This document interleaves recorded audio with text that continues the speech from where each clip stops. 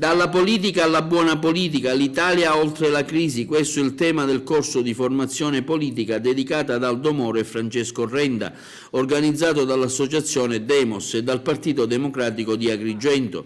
L'iniziativa, giunta alla quarta edizione, voluta e organizzata dal parlamentare agrigentino onorevole Angelo Capodicasa. Questo è il quinto anno che teniamo il corso di formazione politica, lo teniamo ogni anno.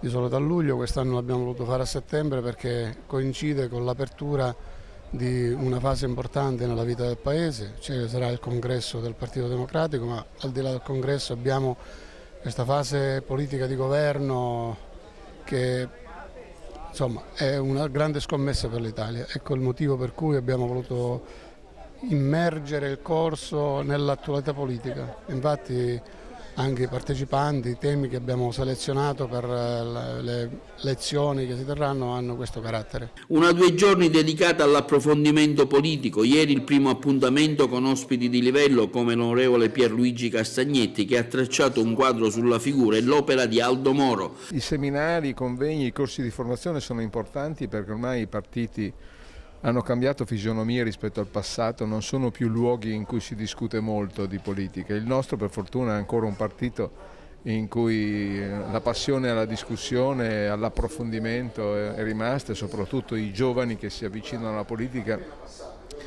è bene che vengano educati a comprendere i problemi e ad avere anche nel loro impegno politico ben presenti quelli che sono i cardini della serietà, dell'onestà, del rigore personale, insomma lo scopo è questo.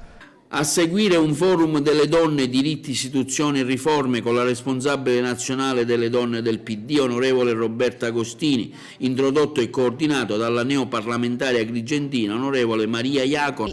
Diciamo che questo corso di formazione cade in un momento particolarissimo, non ultimo le vicende che sono accadute a Lampedusa. Questo a testimoniare purtroppo, ahimè, che siamo in una fase incredibilmente difficile che ovviamente attraversa il nostro Paese, investe il nostro Paese in primo luogo, ma l'Europa e in senso più generale diciamo problemi di livello internazionale. A completare la manifestazione un'intervista condotta dai giornalisti Arturo Cantella e Fabio Russello con la parlamentare nazionale Rosy Bindi, che in più di un'ora di dibattito ha sviscerato i momenti e i temi più scottanti della politica italiana. Il voto di 2 giorni fa è un voto estremamente significativo. Noi abbiamo un governo che è ancora un governo di larghe intese, frutto di una situazione di emergenza, non è la normalità, però per la prima volta Berlusconi è stato, diciamo, politicamente battuto al suo interno, dentro il suo partito.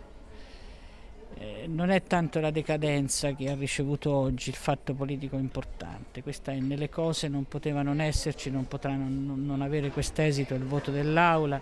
Noi siamo uno Stato di diritto, le leggi si applicano, le sentenze si rispettano. Ma politicamente Berlusconi per la prima volta è stato aggiuntivo, non ha condotto le sue truppe ma ha dovuto seguirlo.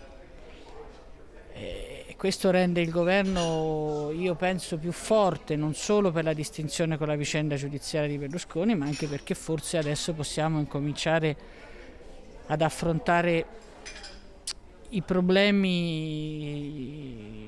entrando nel merito delle questioni senza che nessuno pretenda di piantare le proprie bandierine. Ecco.